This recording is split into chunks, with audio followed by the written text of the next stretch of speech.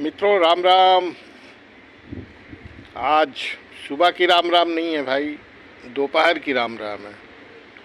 आप जानते ही हैं आज गणतंत्र दिवस है और गणतंत्र दिवस पर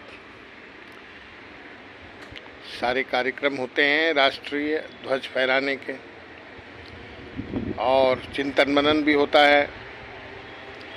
तो राष्ट्रवादी चिंतन मनन का दौर सुबह समाप्त हुआ।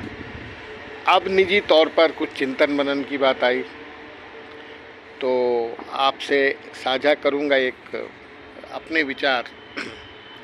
आज अभी कुछ देर मैंने पहले आध्यात्मिक गुरु रविशंकर जी का एक वीडियो देखा और उस वीडियो में उनसे किसी उनके अनुयायी ने प्रश्न किया कि स्वामी जी, जीवन में विवाह करना क्या आवश्यक है? एक आवश्यक प्रक्रिया है। इस पर चुटकी लेते हुए रविशंकर जी ने बड़ी अच्छी बात कही और उन्होंने जो समझाया वह जीवन का सार तत्व है। मुझे भी अच्छा लगा, तो अपनी प्रसन्नता को मैं आपसे साझा कर रहा हूँ। रविशंकर जी ने कहा ये कोई आवश्यक नहीं कि विवाह करने से इंसान आनंददायक जीवन बिता पाएगा, और यह भी आवश्यक नहीं कि विवाह ना करने से वह जीवन की तमाम खुशियाँ या आनंद को अर्जित करेगा। दोनों ही अवस्थाओं में आनंद की अनुभूति जो है उसके हाथ में नहीं है। वास्तव में जीवन के और अन्य संदर्भों में भी हम जब मनन करते हैं तो देखते हैं कि खुशियाँ या जो वास्तविक आनंद है यह हमारे अपने चाहने या ना चाहने से अर्जित नहीं होता, किसी वस्तु के प्राप्ति या अप्राप्ति से नहीं होता। इसके लिए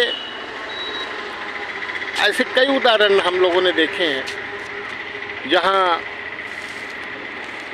अथाह धन है किसी के पास, तमाम भौतिक सुख हैं, सुविधाएं हैं, आवास है, परिवहन के साधन हैं, भौतिक कोई चीज़ कमी नहीं है, पर वह आदमी क्या सुखी है?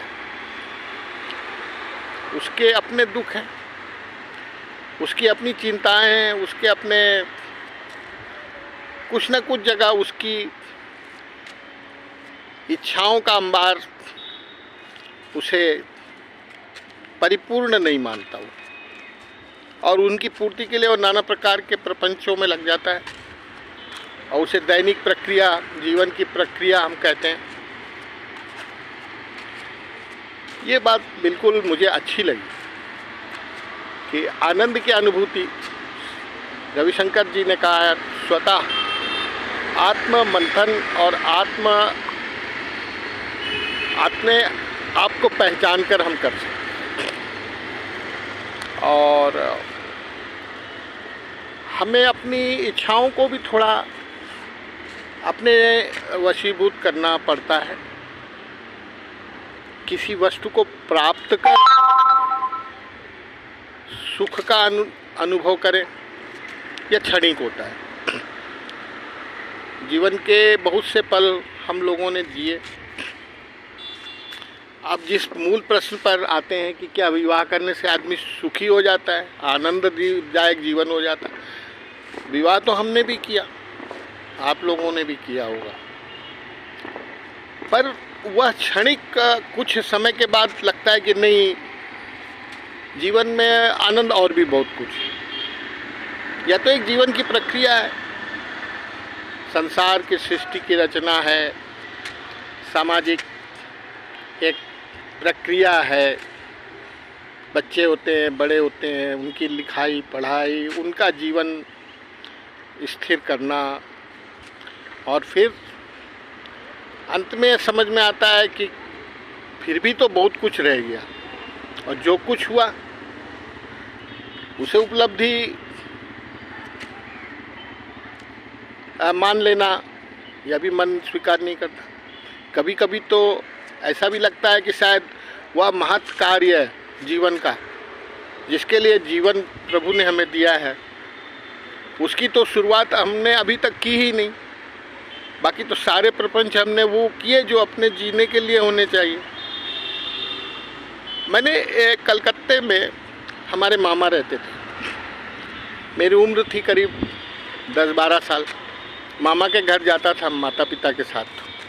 तो हावड़ा पुल के ठीक नीचे स्ट्रैंड रोड पर महर्षि देवेंद्र रोड, उसकी एक लंबी चौड़ी दालान थी कलकत्ता पोर्ट ट्रस्ट की। तो एक बार रात को मैं अपने माता पिता के साथ मामा के घर पहुंचा, और संयोग से कोई वाहन नहीं था हावड़ा स्टेशन से, और बिल्कुल पुल के उस पार मामा जी का घर। तो उस फुटपाथ के दालान पर मैंने देखा सैकड़ों लोग, गरीब लोग सोए हुए थे, जिन्हें हम अक्सर भिखारी आदि कह देते हैं, भिक्षुक, और वो गहरी नींद में सोए हुए थे। रात करीब 12-1 बजा था।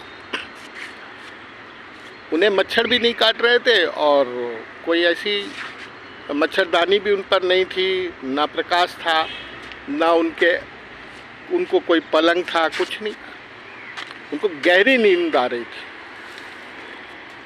और हम लोग यूं ही देखिए रात की नींद लेने के लिए नाना प्रकार के उपाय करते, नाना प्रकार के इंतजाम की रचना करते हैं। तो मित्रों,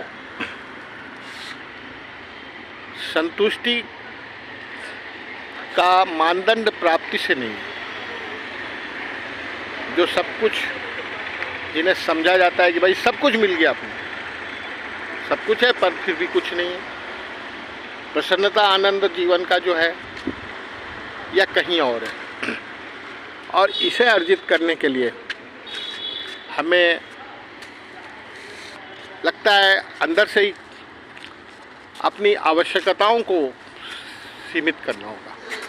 मिनिमम रिक्वायरमेंट्स, अपनी जो ज़रूरत को छोटा कर अगर हम बहुत आवश्यक जो है जीवन में उतना ही अपने लिए उपयोग करें, तो हम समझते हैं कि जीवन को सुखप्रद, आनंददायक बना सकते हैं।